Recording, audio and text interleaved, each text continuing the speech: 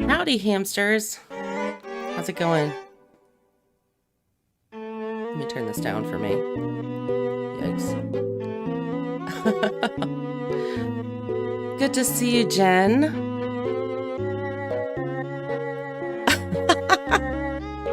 Don't worry. You don't have to stay in chat. Chrissy, good to see you. Happy holidays, you guys.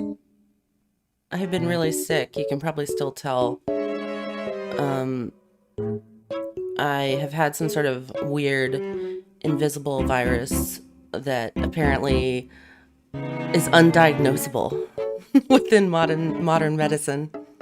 So that's been fun. I hope you guys have been having a nice holiday. I hope you guys have not been sick like I have. Hot Ham Jr. was sick too. But she is at her dad's this Christmas, so she will be back in a couple days. So Hot Ham has just been sitting here taking in all the news. How about that Jodi news? Oh man, Chrissy, I'm sorry. It's crazy. I've been testing negative for that this whole time, and everyone I know seems to have it. My mom, like a bunch of my friends, bunch of my friends' moms, or something else, like my daughter had strep, but I don't have it. Anyways, have you guys been paying attention to this new Jodster news? I'm sure you all saw that Ruby Frankie put in a little plea agreement recently. Let me turn this off for a minute. It's too distracting for me. My ears are still like plugged up, so I'm like hearing half of whatever. Also, I realized I've been using my microphone wrong for the last probably 7 lives. I didn't realize that with the Blue Yeti, you have to like hold, it has to be upright. I was just talking into it like a crazy person.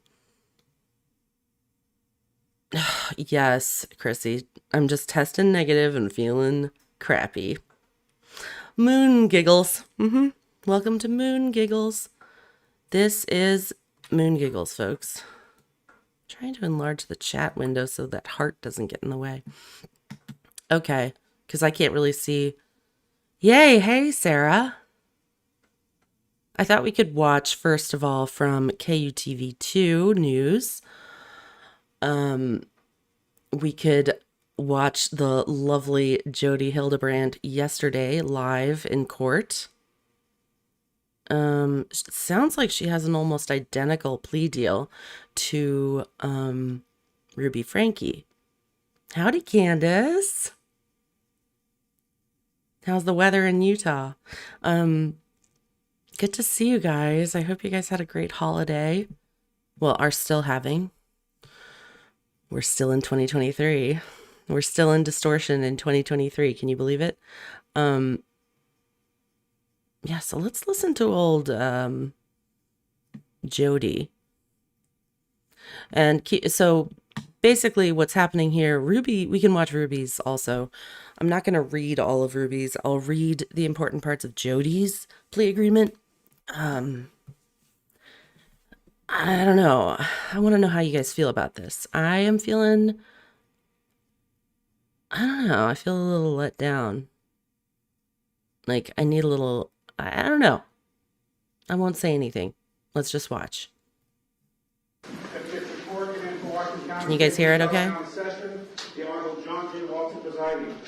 You may be seated. Good morning, ladies and gentlemen. Welcome to District Court.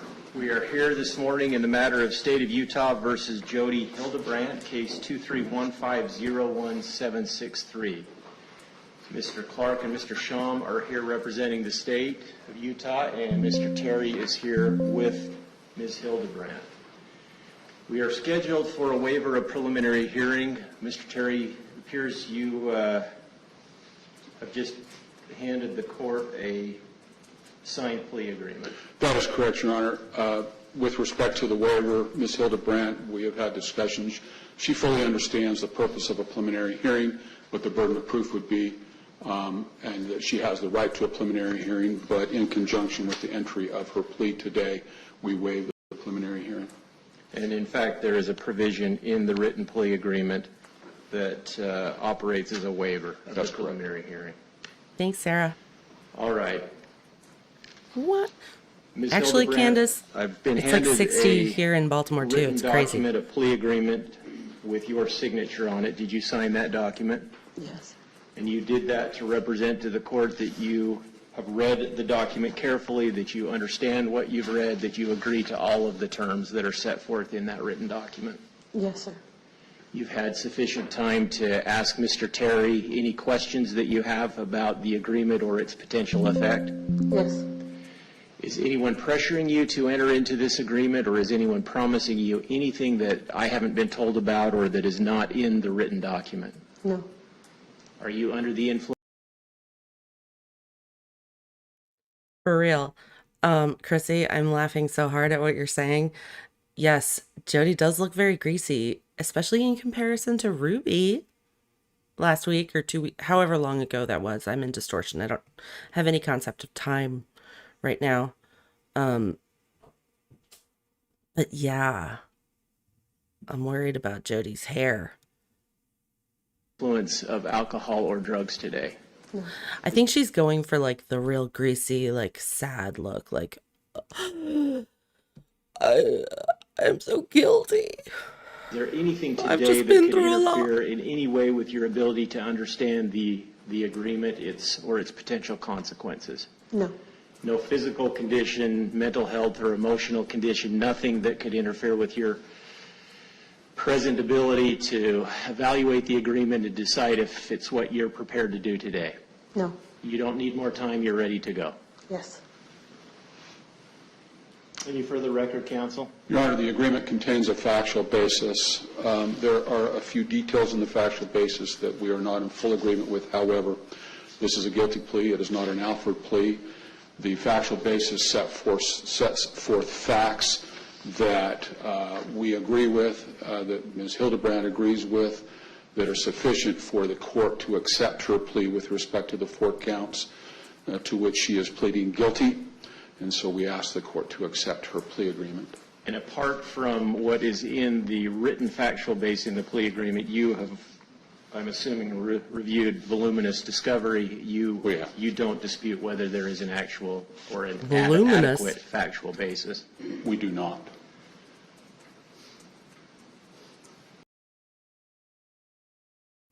See, that bothers me a little. Like, there's a lot of discovery. Yeah, exactly, Sarah. Lisa! Happy holidays, Lady Lisa. Yeah, it looks like, you know, she's living that hard life without that bean dip. All right, then. Anything else before the court receives Ms. Hildebrandt's pleas? No, Your Honor. Nothing for the state, Your Honor.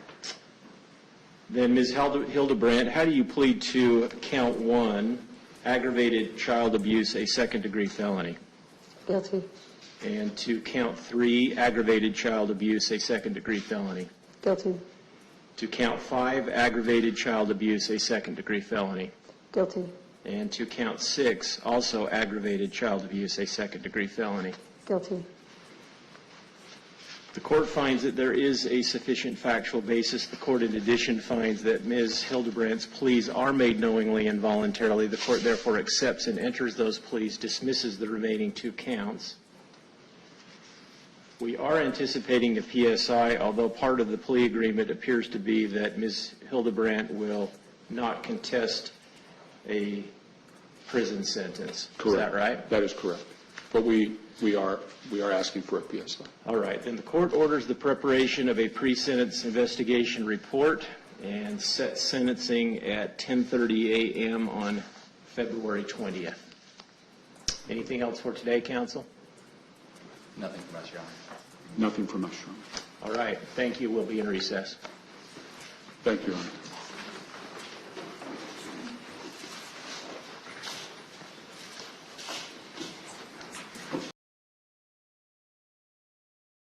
Okay, so this kind of concerns me. I'm not gonna lie. I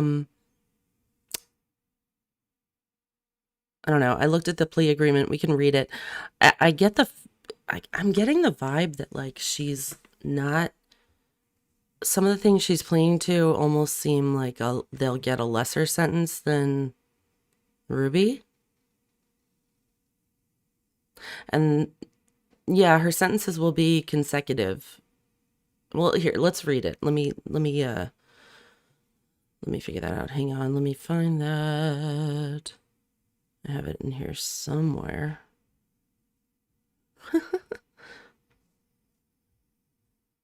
No, not that.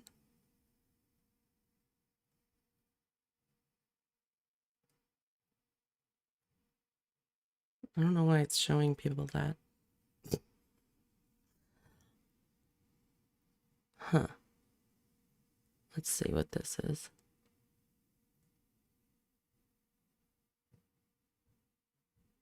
Trying to find the plea.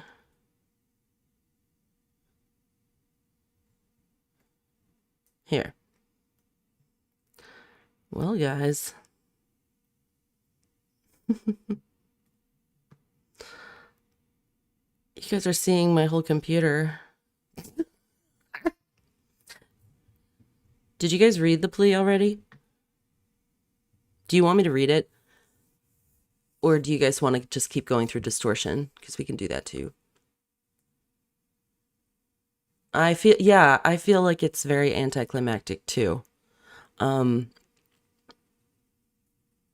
was really hoping for like a crazy earth-shattering case against Jodi Hildebrandt, leader of the cult, of the lesbian sex cult.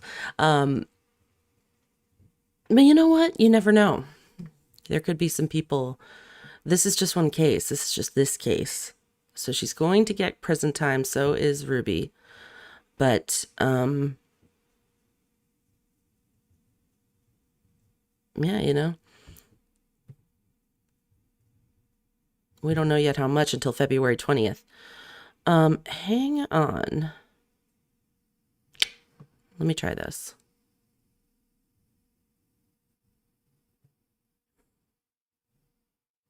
Let's see. I hate computers. Blurb. There we go. No, not like that. Got it.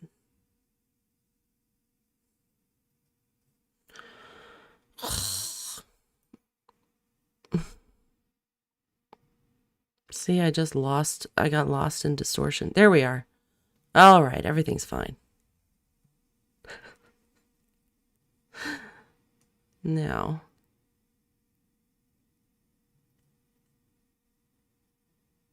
There it is. Okay.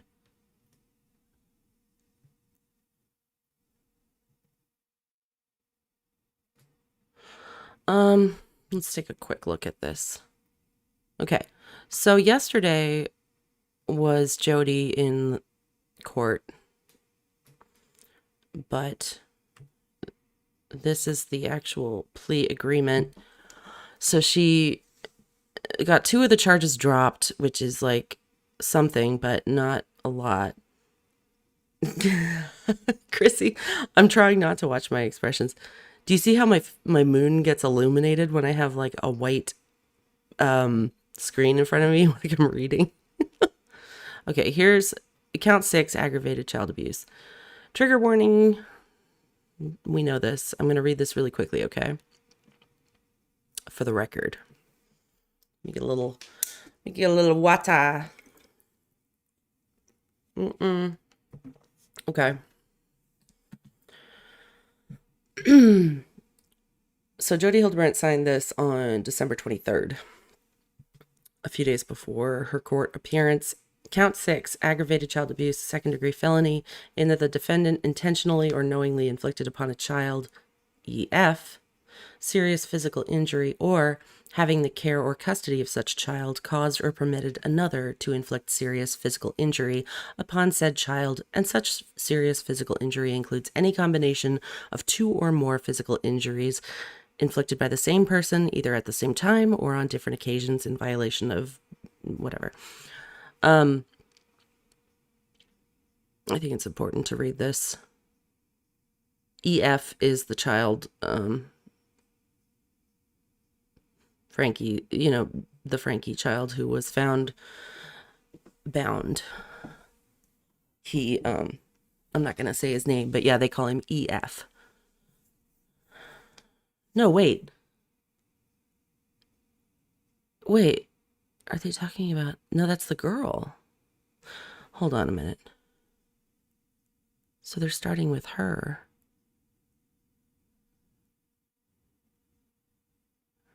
What? I don't know. Brain fog. Sorry. I understand. So she signed this. I understand that by pleading guilty, I will be admitting that I committed the crimes listed above. I stipulate and agree that the following facts describe my conduct and the conduct of other persons for which I am criminally liable.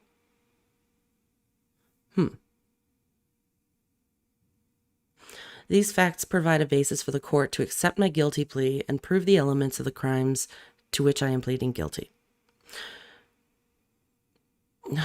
I know.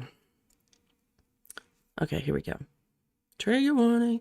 From approximately May 22nd, 2023 until August 30th, 2023 in Washington County, Utah, the defendant, Jodi Hildebrandt, intentionally or knowingly inflicted and allowed another adult to inflict serious physical injuries upon 2 children living in her residence that were ages 9, EF, and 11 to 12, RF, as more fully described below. Okay. Count 1. The defendant's actions involved the physical torture of RF. Initially, RF was forced to do physical tasks for hours and days at a time.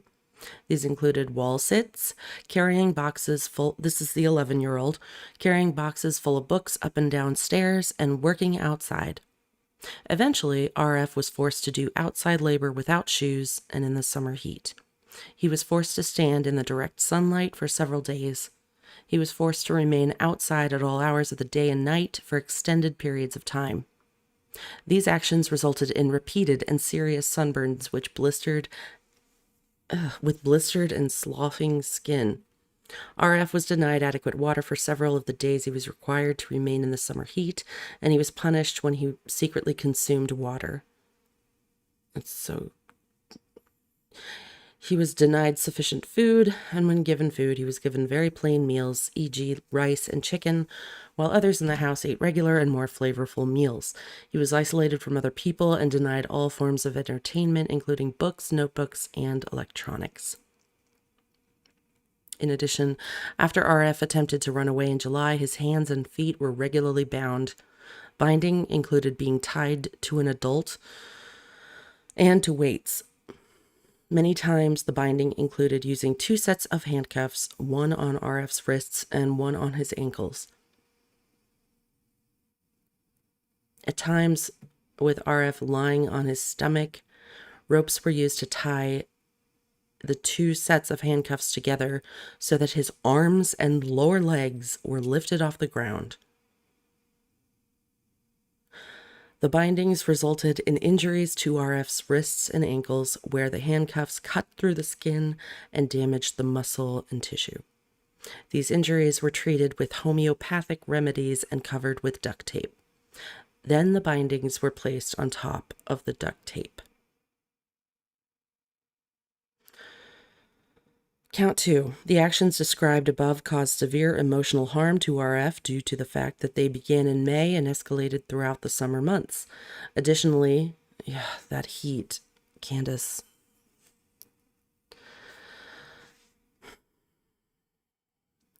Additionally, the defendant and another adult regularly sought to indoctrinate RF and convince him that 1. He was evil and possessed, 2. He needed to willingly be obedient to avoid punishments, and 3. The punishments were necessary to repent. He was also told that everything that was being done to him were acts of love. Count 3. The defendant's actions also caused severe emotional harm to EF. Other than binding and the specific instances of abuse RF was subjected to, EF was subjected to the same treatment as her brother. And she was 8. She was isolated and forced to do the physical tasks, remain outside, and denied food and water. She was also repeatedly told she was evil and possessed. The punishments were necessary for her to be obedient and to repent, and these things were being done to her in order to help her. EF was convinced that she was evil and needed to go through these things in order to repent. Count 4. The defendant's actions caused 2 or more physical injuries to EF. She was forced to work outside in the heat barefoot. She was also forced to run barefoot on dirt roads for an extended period of time. EF's feet were repeatedly injured and she was repeatedly sunburned. When examined on August 30th, these wounds were apparent by scabs, blisters, and sloughing skin. Additionally, the defendant either physically forced or coerced EF to jump into a cactus multiple times.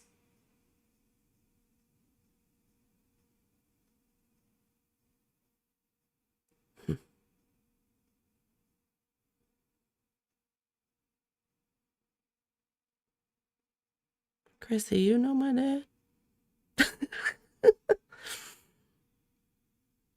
I am entering these pleas voluntarily. Okay, I know I have the right to a speedy and public trial. Consequences of entering a plea deal. My guilty plea is the result of a plea agreement between myself and the prosecuting attorney. All the promises, duties, and provisions of the plea agreement, if any, are fully contained in this statement, including those explained below. I thought you were talking about my dad, Chrissy. Like what? The defendant agrees to plead guilty to count 1, aggravated child abuse, a second-degree felony. Count 3, aggravated child abuse, a second-degree felony. Count 5, aggravated child abuse, a second-degree felony. Count 6, aggravated child abuse, a second-degree felony. And it dismissed 2 And 4, the defendant shall submit to a pre-sentence investigation. All right, what's that? Like, what is that? With adult probation and parole, the defendant agrees to serve a prison term, and the sentences received for all the counts are to be served consecutive to each other. So that's good. I think that's the meat of it. But Jodi Nan. I love that her middle name is Nan. Weird. Yeah, I agree, Lisa. I think Kevin, Frankie. I don't understand what they're doing here. I'm really confused. I think hopefully our questions will be answered a little bit at the sentencing hearing, because they better throw the freaking book at both of these women, or I'm gonna be a little mad. Just a little bit mad. Why don't we watch? Do you want to watch Ruby real quick?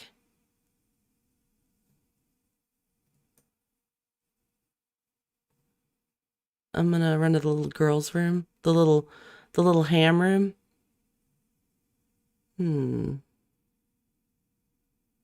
How do I get rid of that? There we go.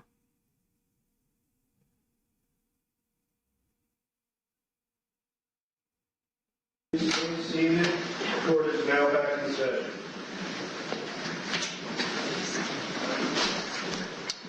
Good morning. Welcome to District Court. We're here in the matter of State of Utah versus Frankie, case number 231501764. Mr. Winward is here representing Ms. Frankie. Let's bring her out. And Mr. Clark and Mr. Sham are here representing the State of Utah.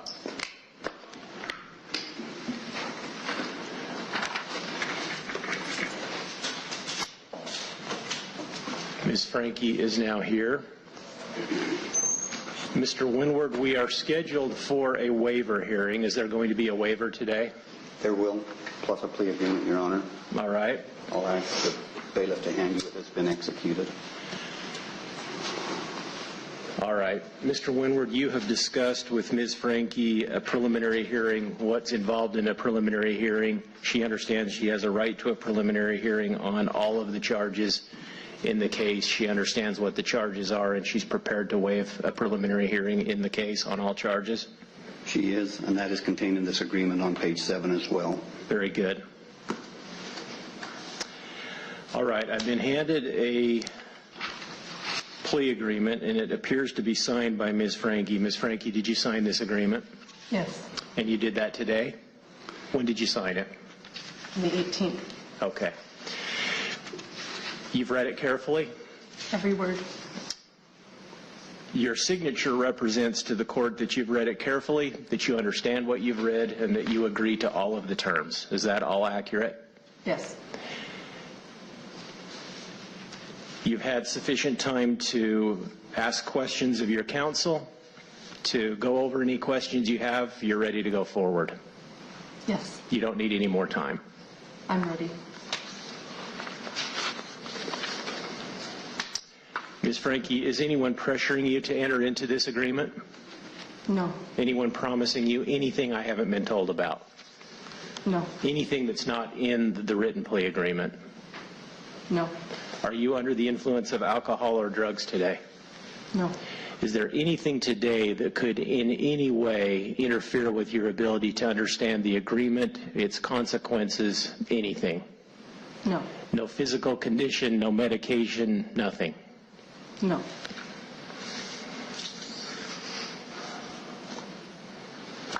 Any further record, counsel? No, Your Honor. Mr. Winward, we ready to proceed? We are ready to proceed. All right, then. Ms. Frankie, how do you plead to count 1, aggravated child abuse, a second-degree felony? Guilty. To count 3, aggravated child abuse, a second-degree felony? Guilty. To count 5, aggravated child abuse, a second-degree felony? Guilty. And to count 6, aggravated child abuse, a second-degree felony? With my deepest regret, and sorrow for my family and my children. Guilty. There is a factual basis set forth in the agreement that is a stipulated factual basis, counsel. That's correct, Your Honor. That is correct, Judge Walton.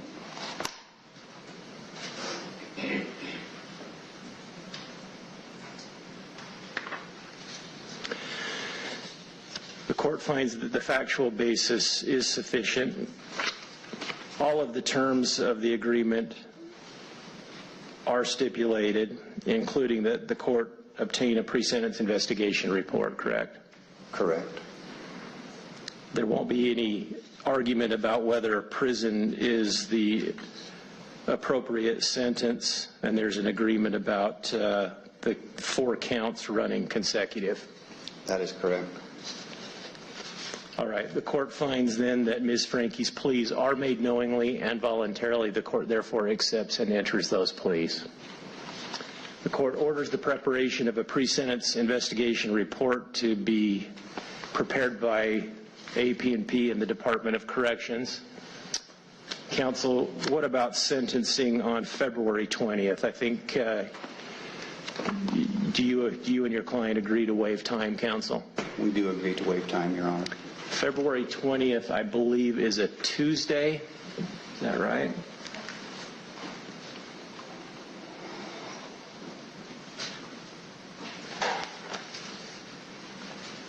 Tw 10 a.m.? That works for us, Your Honor. All right. Anything else for today? Your Honor, maybe, I've heard the court say this several times in a different fashion. We are not binding the court to any specific sentence, and the court retains its right to sentence as it sees fit. I just mentioned that this is not a Rule 11 plea, but although it's a stipulated statement of defendant. Counsel, approach, please.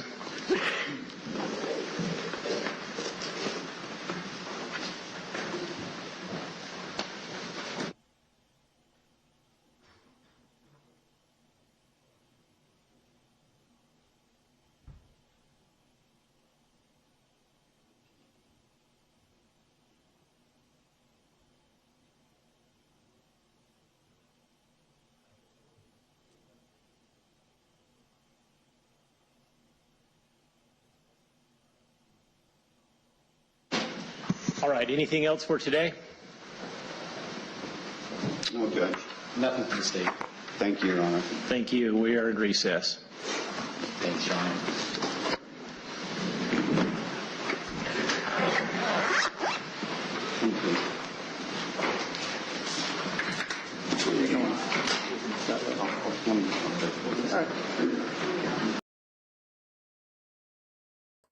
And there you have it. That was Ruby's hearing a few days ago. I wonder who braided her hair for her. Sorry, I had to take my saline rinse. Sorry. Good Lord. This program is brought to you by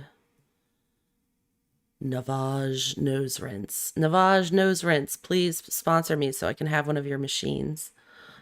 Because, whew, my nose. Let's just, I found Jodi's book, and I thought I might read a little bit of it to you guys, if you'd like. Do you guys want to hear it? Chrissy surely does. She sounds like she really wants me to read it. Do you guys want to hear Jodi's story? From I Am Not Enough? Or whatever?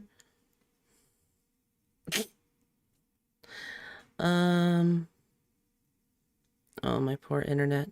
It's struggling. All right, forget it, internet. Presenting the state, handed the court. I just want to like pause it on her face, on her stupid face. Document carefully that you understand. I know, I understand. Waive the preliminary hearing.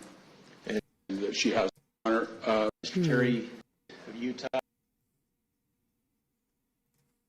that you or that is not. We'll just leave it there with her Anyway, stringy hair. She keeps closing her eyes. Did you notice Ruby did that too? All right, guys. Enough with the waiting. Okay, so this is from You Are Not Enough by Jodi Hildebrandt, LPC MS.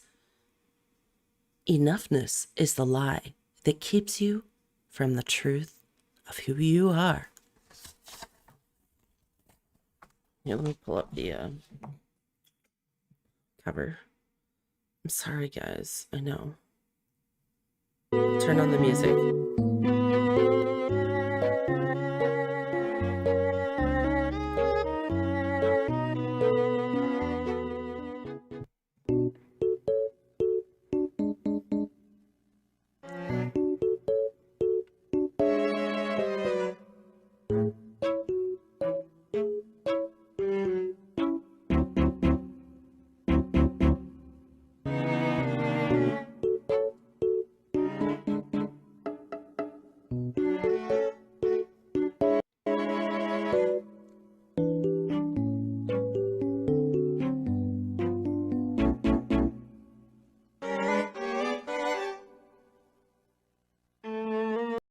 Okay, there we are. Can you guys see that? Don't worry, guys. You are not enough. Okay? In case you're worried. Chapter 1, My Story. I've been asked countless times, how did you learn this? How did you figure this out? I feel so understood when we talk. How did you learn how to connect? The answer to these questions is what I've had my own journey with sorry guys. Brain fog is real. Let me turn up the light a little bit. Hot hams in distortion. There we go. No, now you're gonna see all the wrinkles on my moon face. Oh no. You can see my Panera cup. Okay. The answer to these questions is that I've had my own journey with heart-wrenching pain, where I was looking for answers to seemingly unanswerable questions. I, too, have experienced devastation, loss, confusion, grief, anger, apathy, fear, sorrow, and despair. I've been in relationships where I was not seen or heard. I, too, was lost and desperate to be healed, longing to stop hurting, find peace, and discover connection. Let me share my story. I was born the sixth of 7 children. My father was a military man who flew fighter planes, and my mother was a stay-at-home mom. My parents had very traditional roles for the time period, and neither of my parents were available to be vulnerable about their personal experiences and pain that life inevitably presented to them. The motto in our home growing up was, "You're a Hildebrandt. Go hard or go home." Okay. As a child, I quickly learned how to be a pleaser, a doer, a hard worker, and obedient to a fault. I was always considerate and willing to help, needing little interaction to keep me satisfied. I also learned how to manipulate the attention I received. I bought my parents' attention with the currency of my obedience. I did not know that my misguided obedience was inviting me into a world of no emotion, which then disconnected me from my vulnerability, my real-life experiences, and physical and emotional safety. It was no one's fault, really. Rather, the environmental and emotional outcomes of my own choices and the choices of those around me introduced me into a world of dishonesty. I didn't have any other life to compare it to, however, so I was at quote-unquote peace. By the time I was born, my mother had experienced the death of one of my brothers. Her 4-month-old son died, sorry, I'm trying to see this better, from an undiagnosed heart condition. He was there 1 minute and gone the next. Though many people around her were interested in her grief and pain, she was not willing to disclose the devastation she felt. That tragedy, along with many other painful experiences in my mother's life, resulted in her choosing a controlled and controlling exterior, which appeared to serve her well. Unfortunately, I was never able to really know her as a woman or mother, and we both missed out on connection. Connection. Okay, we're on page 2 of 5. These 5 pages are Jodi's autobiographical chapter. My father was as emotionally shut down as my mother, yet he spent more time with me, teaching me the principles of hard work and survival in a world he distrusted. He had a fearful perspective of people and their motives. He shared those suspicions with me often, saying things like, "No one else will really love you except your family. People cannot be trusted, and we are the only ones here for you." Between the 2 presentations of my parents, I immaturely concluded that my security, worth, and value depended on me being nice. Don't create waves, trust only family, be pleasing, work hard, and then work harder. Be fearful, don't fail, don't upset mother, be helpful, don't complain even if you're hurt, be tough, excel in all you do, protect and defend the family name no matter what. I lived by these conclusions rigidly. Most of my childhood days I spent alone, playing by myself and roaming my desert playground. I could usually be found interacting with the goats in their pen, milking them and riding them. Jodi, don't ride the goats. Come on. I liked being alone and felt safe with my animals. I did not have much adult supervision, as my father worked full-time and my mother appeared overwhelmed with many tasks and duties. I felt empowered to take care of myself, which I did proudly. However, wandering around by myself okay, you guys, trigger warning. I read this like months ago, and I forgot the content here. However, wandering around by myself placed me in harm's way when the 15-year-old neighbor boy decided to sexually abuse me throughout the ages of 2 to 5 years old. These experiences encased me in confusion, isolation, and fear, so much so that I conveniently forgot about them until I was in my early 20s. Because of my misplaced obedience and desire to be good, I was silent and never told a soul. As a child, I never spoke about these abuses and all the accompanying lies and manipulations. I simply concluded that I needed to be better, the best, always helpful and kind. I felt a drive to be strictly agreeable and never disappoint or complain. I was locked into the illusion that I'm now bad, and so somehow I can only try to be good, and this is how I'm going to do it. I became the perfect child. Okay. Get out of this. So now we're going on to page 3. I'm going to put my chapstick on. Well, Jodi, how'd you turn into such a amazing therapist? Let's hear the story about why we should all listen to you as a therapist. She wrote this book, by the way, and she wrote this in 2019. Yeah, first edition. This is the first edition. Yay, I'm so excited. Continuing. Unfortunately, the emotional temperature in our home was numb, so no one noticed anything abnormal, though my little world had been introduced to abhorrent, vile, lustful evil. Well, I placed my focus on performance, acquisition, accomplishments, service, and hard work. I felt that I could somehow earn some of my worth back. Because no feelings were allowed to be shared, it was a horrible situation for me. The secrets that I held were locked away because of the emotional backlash I'd received from how both of my parents were raised. So my primitive conclusions were, if I were good enough, obedient enough, hardworking enough, happy enough, I'd be good enough again, and that was my motto for survival. It never panned out, and I was never enough.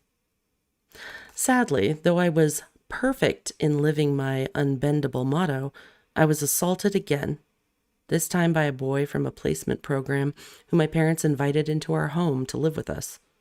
He was 16 years old, and I was 7 when the abuse began. It ended when I was 9 years old. All my fears, beliefs, and conclusions that I had reached about my worthlessness were confirmed. Again, emphasizing there was no way back to worth or enoughness for me. I was bad, period. This was the invisible backdrop that permeated my life. Every choice I made, every feeling I felt, every precept I had, all went through this portal of self-hatred and condemnation. How does a child of 9 years of age move forward with these filthy images in her mind? How can she, naive to the evils around her, reconcile those events? Easy. She forgets. And that's what I did. That was my brilliant way of living out the remainder of my childhood years. I vowed to not make anyone upset with me, to keep myself safe and unnoticed. I don't even recall exactly when I made that very deliberate decision. Yet I still can feel the desperation and fear of adhering to that internal pact. I was dominated and ruled by the thoughts of, I have to be perfect. Don't do that. Don't upset anyone. It doesn't matter how you feel. Always be the best. I was enslaved in my own mind, body, and soul, and no one knew it. Not even me.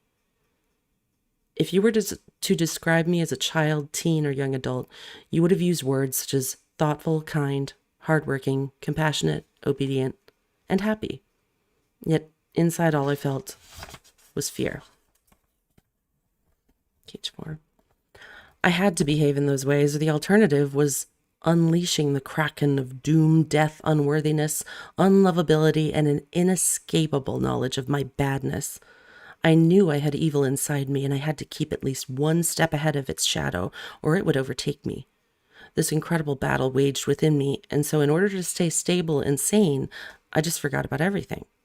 God's grace allowed me to forget, so I could manage my young life, though there were signs that I didn't recognize of my armor cracking.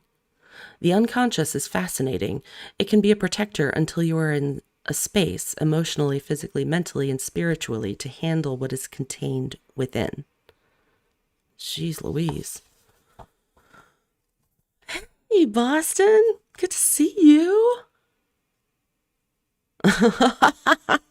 I know. I just rewatched Lana's.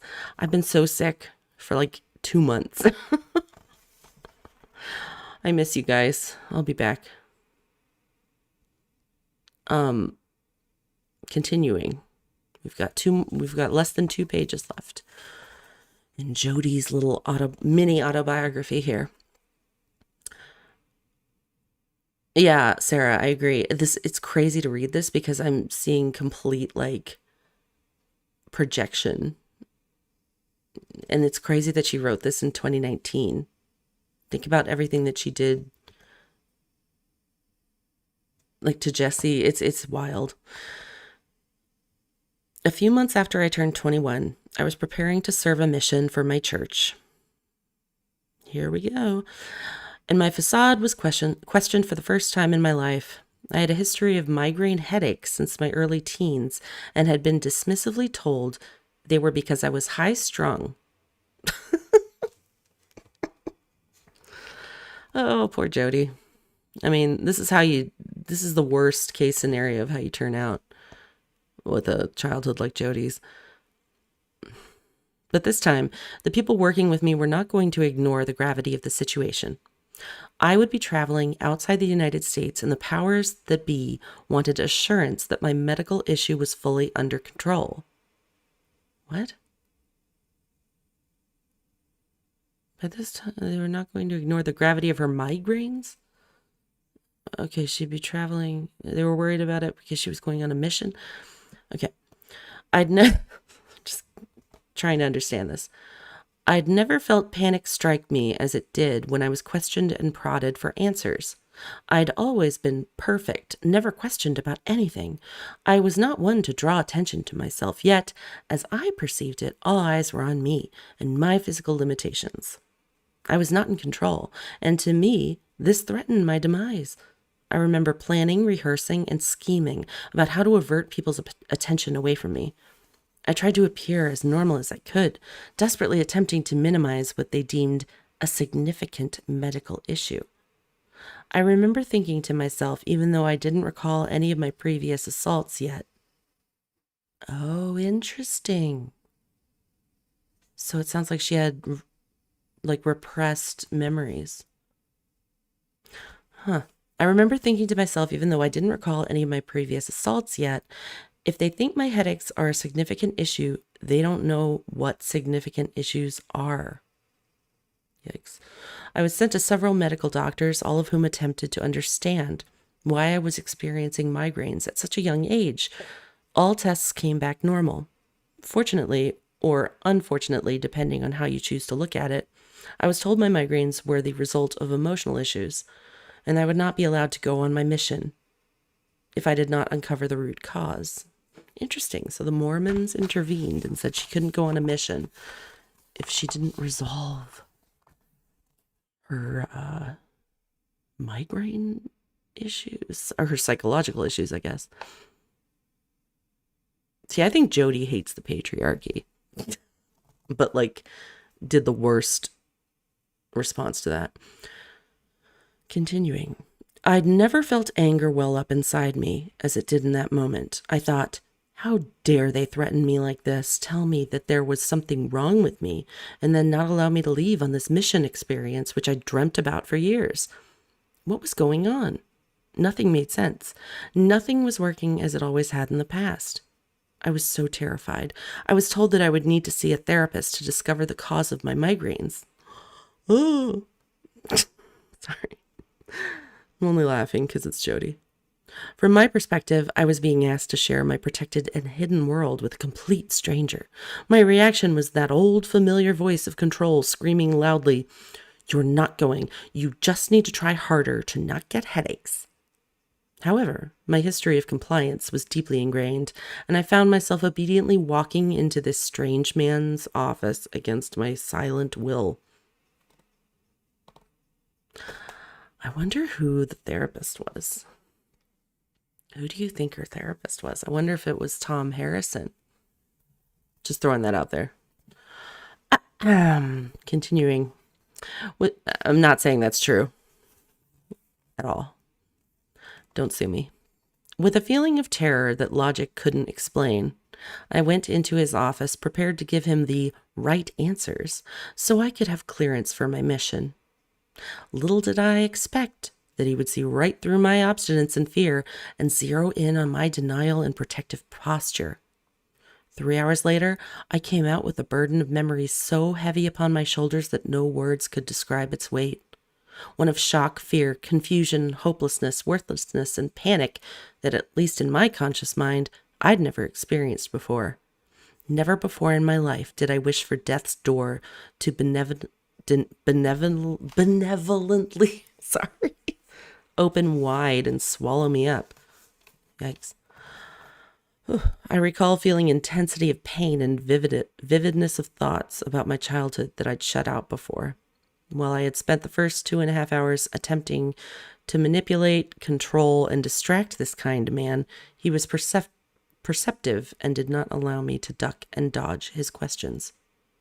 Damn, 2.5 hours? 3-hour session?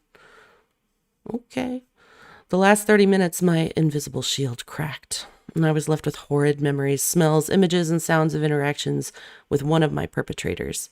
I couldn't escape the truth any longer. I remember looking across the room, shaking with emotions I had no words for, as tears fell from this compassionate man's eyes. I was struggling to even breathe. I sat in silence as intermittent tears came into my eyes, yet never fell. What was this? What did this mean? Was this real? This experience was a catalyst for my journey to find answers to heal my own wounds, and once I became a therapist, to heal the wounds of others. During my journey to healing, I was not the traditional patient. I was curious and somewhat suspicious of the professionals I worked with. Sorry, there's 2 more pages. I lied. I resisted their attempts to diagnose my behavior, knowing intuitively that these labels were not components to my healing. As I participated in their interventions, I was inadvertently enabled to stay sick. Because of my trauma, I was allowed to not be responsible for my thoughts and feelings, and I was permitted, and at times even encouraged, to blame and hold resentments, which I could feel dug a deeper, steeper, inescapable prison for my soul. What the hell? Well, okay, so she hates therapy. It's great coming from a therapist. Remind me to go to this therapist. Okay. After years of bumbling around and pretending to be in control, I went to God to find answers. I selfishly went for me. I wanted to be released from this literal hell I was in. Hell was in all caps. And the constant and now clear memory of the acts that were inflicted on my innocent body and soul. For 20 years, I've been asking heaven for answers on behalf of myself and all those I work with. I've spent tens of thousands of hours asking, studying, listening, and praying to see clearly how to apply principles of truth to human suffering and pain. Boy, the irony. As I have called upon heaven on behalf of myself and others, instructions have come to me, like a slow drip, one true healing principle at a time. Here we go. Here we go. I've only got a page and a half, and she's already in her vision of glory. Vision of glory time. Let's read that one again. As I have called upon heaven on behalf of myself and others, instructions have come to me like a slow drip, one true healing principle at a time. I believe I'm still engaged in a process of heavenly instruction that won't end unless I am no longer open to listening and applying its inspired invitations. What I've learned and the language I've been given has not only healed my soul, it has offered healing to thousands of pain-stricken individuals. As I probed for answers to the cause of human suffering, I learned how similar we all are. All of us are searching for one thing. Connection. I'm not kidding. Oh, here we go. Connection is the emotional and spiritual knowledge that you are seen, you are heard, and you are known. You are loved, and most importantly, that you are divine. You are a child of God. In the sacred time I've spent with people who are in vulnerable situations, I have learned spiritual truths that cauterize and heal the human heart and soul. I have found this healing power to be consistent in the lives of everyone who chooses to live principles of truth, regardless of their past or present symptoms. Okay, but what truth, Jodi? If I had not witnessed these transformations in people's lives, and in my own life with my own two eyes, I might not have believed it myself. Yet I've facilitated and experienced soul, mind, and body healing with so many thousands of people. Ooh, yikes, thousands of people. That I know the principles in this book are the truth. Well, there you have it. Apparently, since so many thousands of people think Jodi's speaking the truth, she's basically we're reading the Bible right now. I'm reading the Bible, basically. FYI. If you are willing to learn and live the principles I will share with you, you too can experience spiritual and emotional healing. You can be healed from pain, fear, loneliness, and disconnection from God, yourself, and others. You can conquer the lies that state you are not enough. Your needs don't matter. I am better than you. I can do what I want. I'm unique, special, and different. Oh, she hates those. I'm entitled. You're bad and unworthy. You're unlovable. And any other thought pattern that seeks to destroy your peace and connection. If you've been abused, traumatized, exploited, ravaged, assaulted, harmed, injured, negatively affected, or confused, if you've been sad, lonely, isolated, disappointed, lost, or grieving, if you have lied, sought to control or manipulate others, or if you've been lied to, controlled by, or manipulated by others, if you've been addicted or affected by someone's addiction, if you are entitled, selfish, depressed, anxious, secretive, or deceptive, if you've acted aggressively or passive-aggressively, if you've been told that you are fill in the blank and can't change, if you've been distracted or felt numb in your life, if you've left or been left, if you think any of these characteristics don't apply to you, these principles of truth are for you. You can heal and connect with God, yourself, and others now. Insane. She thinks she's Jesus. I hate to say it. Yeah, Joseph Smith. Yeah, Sarah. Someone read the Book of Mormon quite a bit, and her name is Jodi Hildebrandt. Last paragraph. This book is my sincere offering to you. It is a new paradigm of thought that, when learned, practiced, and applied, will heal emotional, mental, and spiritual illness. It heals disconnection, sadness, anxiety, traumas, fears, addictions, entitlements, conflicts, resentments, and individual and relationship pain of all types. Boy, that's a lot. Truth heals. This is a promise from God. This book invites all people who are in search of connection to learn that there are spiritual laws and principles that govern it, and that anyone may experience connection by using their agency to choose truth rather than distortion. There it is. There it is, distortion. You are embarking on a transformative journey in which all your perceptions will be examined through the eyes of truth. Using these principles, you will move from disconnection to connection with God, self, and others, and enjoy the fruits of peace, freedom, joy, and love. There's much to be done. Are you ready to be enlightened and empowered? And that's the end of her chapter about herself from 2019 from the book You're Not Enough. Not enough. Have we had enough of not enough? Let's read some of the reviews.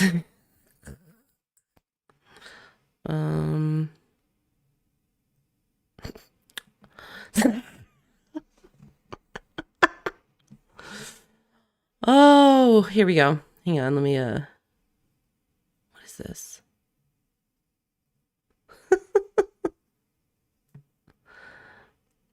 It was horrible. I don't agree with a word. Don't waste your money. Horrible book that is not good.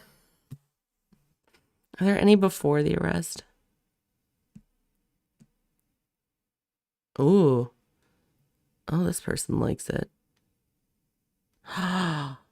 The only people who would have a problem with the work of this author are those who refuse to admit their responsibility around their choices. This sounds like Ruby.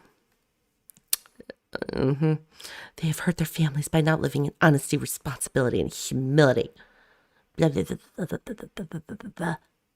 Wait, September... Oh, this is after the arrest, but this is funny. 100% evil psychopath book. 4 people found this helpful. November 4th, 2022. Okay, this is a year ago.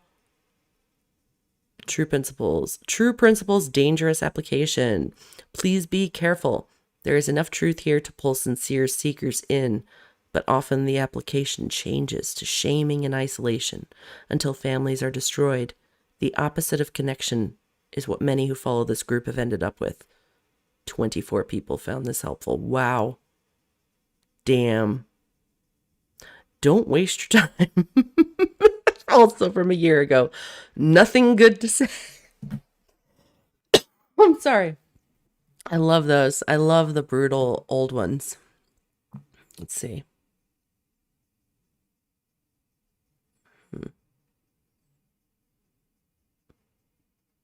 Okay. I guess that's it.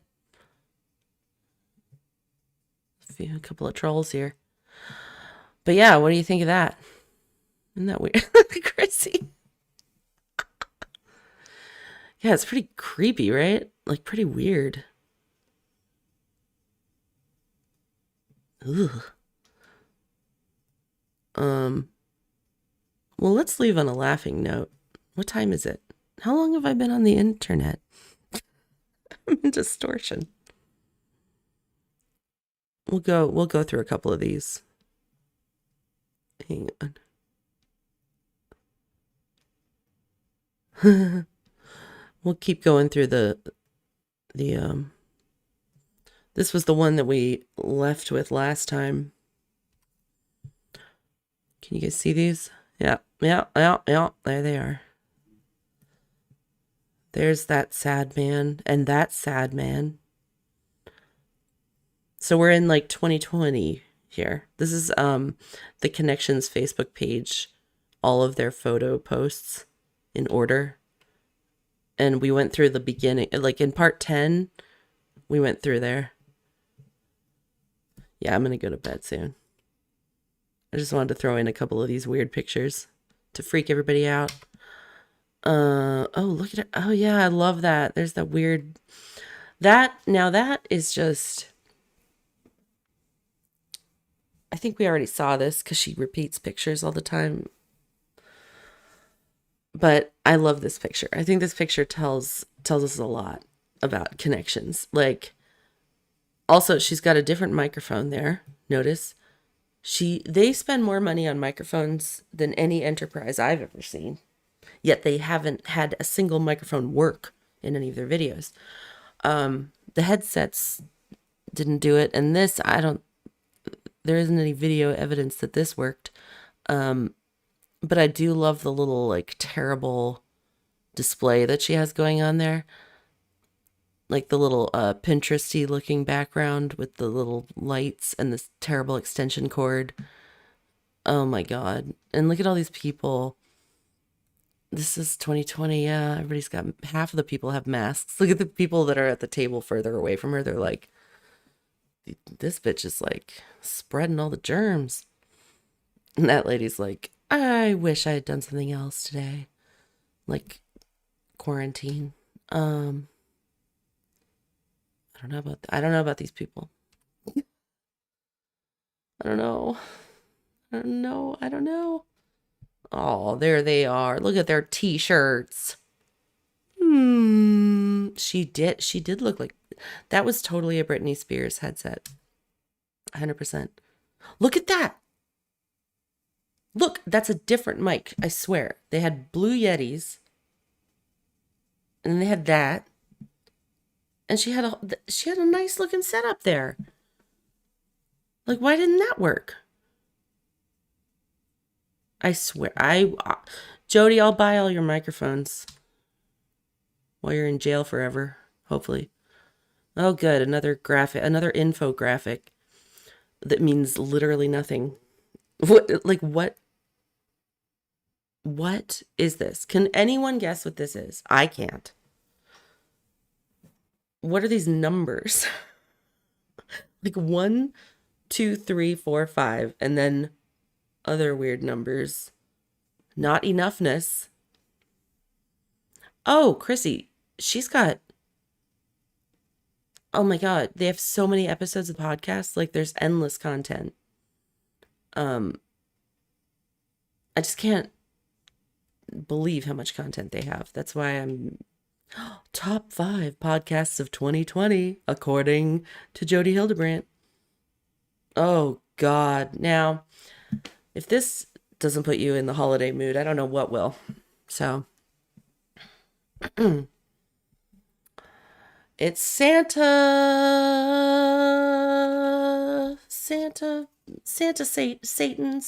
Could it be Satan?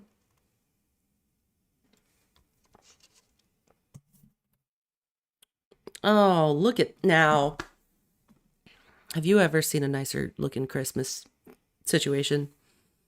Oh my God. Also, her patio looks like a restaurant. That actually looks like a golf course. It looks like she lives on a YouTube, Utah golf course. That tree is actually sadder than even my tree, which doesn't exist. Like, I don't even have a Christmas tree, and this one is more depressing than that. Oh man, this is when she had the Invisalign. Oh, this is the best. Oh, excuse me, I have to cough.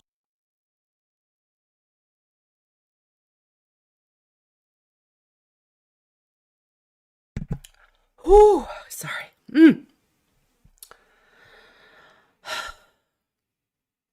This Christmas, I got Invisalign, and then I went and got professional headshots taken.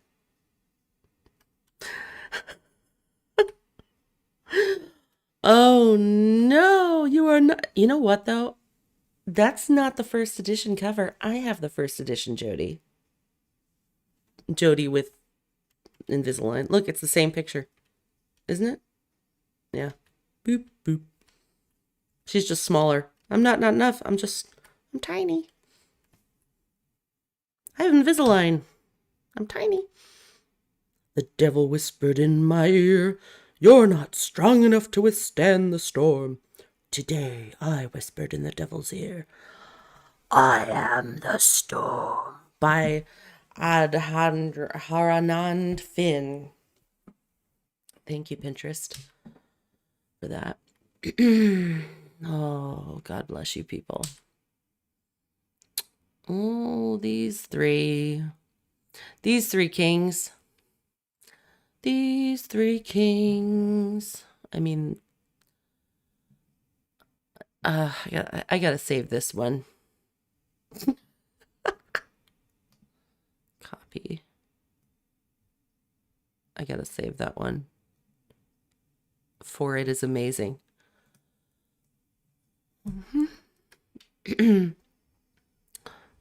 Oh, different microphone. Microphone count is in my mind already up to... We're already up to 3 microphones alone in this live. So let's see how many we get to. Oh, there's a repeat of that picture. Like, I literally took these pictures verbatim from her Facebook. So the repeats are repeats. Like, she just posts things over and over. Oh, there's our friend who I think is Tom Harrison. Might not be. Allegedly. Allegedly. There he is. God, she loves showing this picture. That's why I think it is him, because she shows that picture so many times. Ugh, gang's all here. Where do you think this was? Do you think she just like bought a hotel? Do we spy anybody in there? You, Red Lion. Okay, so it's at the Red Lion Hotel. Well, that sounds like a great place. Okay. Oh, different microphone. 4. Microphone number 4. That's the other one they're passing around. Oh, that guy, that poor man. These poor men. All these people. Like, I'm mad at them. I'm very mad at that one, at Kevin. Same picture. Oh, goodness. She's wearing a dress. Is that a walkie-talkie? Is that a... I think that's the one Kevin Frankie... Okay. So we're at 4 microphones. Is this like the same day? What is that? It looks like they're holding some sort of like... What? What is that? You guys need some help in the AV department, and it's not going to be me. Look, they posted 2 of that picture. Look at Ruby. Look at Kevin's face.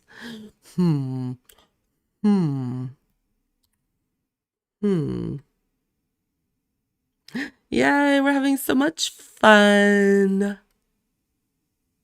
Look at Kevin. Oh, I spy with my little eye a pair of flip-flops on Miss Hildebrandt. Oh, now we're getting into the glamour shots. Here we are. Let's do a few of these and then I'm gonna go to bed. Can you guys... Oh, okay. I gotta copy these. These are going straight on my thumbnails. Oh my goodness. It would only be better if she was wearing the flip-flops, but this is very Eddie Vedder of her. I'm sorry, Eddie Vedder. Derp. Oh, dear. Oh, BYU. BYU, yeah. And the Tom Harrison lookalike was wearing the BYU hat. Well, they both went there, so. Oh, right. She was like all excited because she saw a big X. X.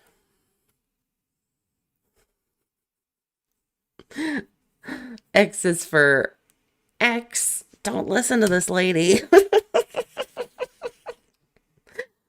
That should have been a sign to Jodi, like, no, nope. X, stop, lady. Stop right here. Stop telling people anything. Stop influencing others. Candace, yeah. Okay. It looks beautiful. I want to go there, to the place where God told Jodi that she should stop being a therapist. There she is again with her Pinterest background. Know yourself. I love the tiny little background behind her. I'm sorry. It's too good. It's just so funny. She did that backdrop for like a photo op, clearly, so that if all the photographers were there, they would just get that nice background. Oh, look at that picture of Ruby and Kevin. Oh dear. Oh dear.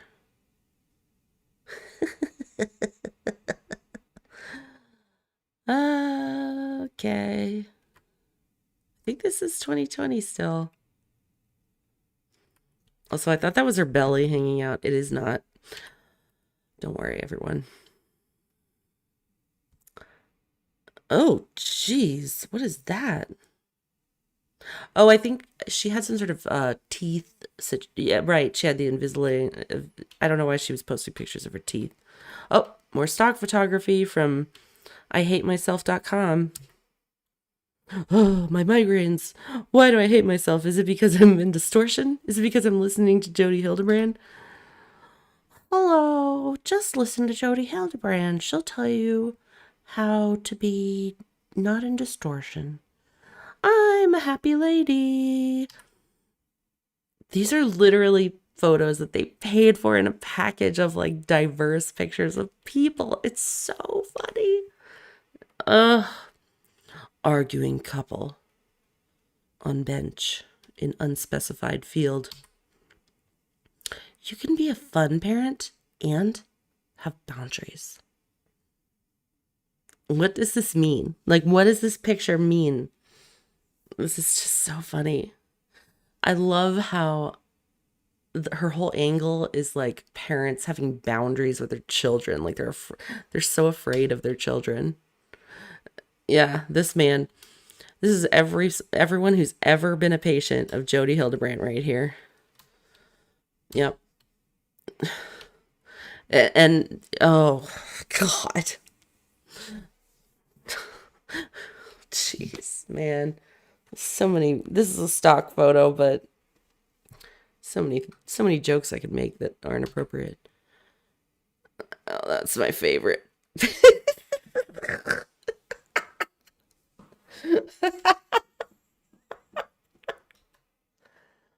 Whoa, what is that? Are we tithing? What? What's that? What's that? Oh, different filter. Same conference. Same conference, different filter. Here's an Asian family, and here is an African American family. Here are unspecified people of different nationalities at an unspecified beach location. Here we go. Here's your backpack. Random generic child. Here's a generic. Oh my God. This is like making me. Stock photography really bothers me. I'm sorry if you haven't noticed. It's so weird. Does life feel out of control? I love how that's life out of control. That picture is supposed to be life out of control.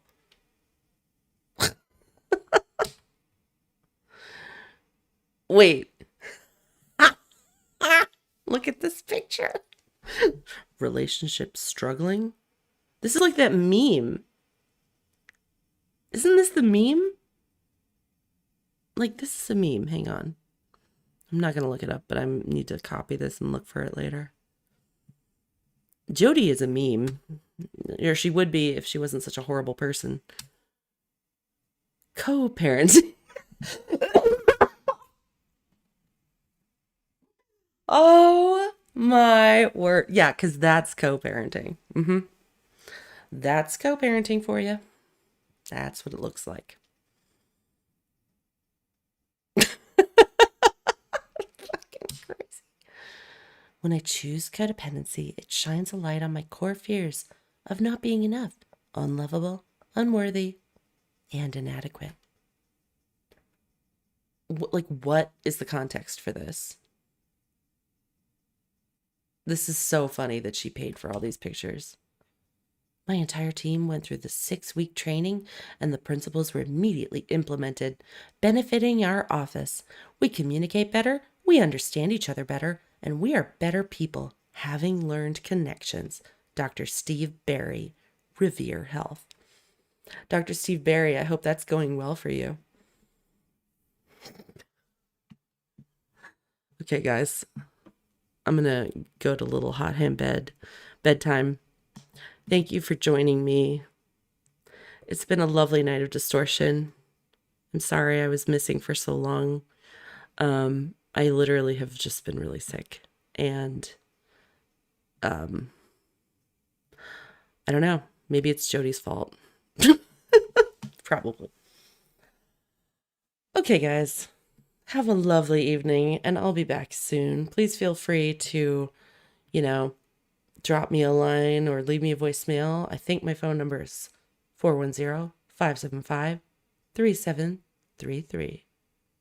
Leave me a voicemail. Don't worry, I won't answer the phone.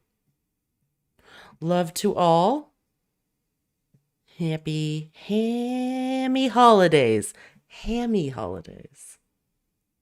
Beep, beep, beep, beep, beep.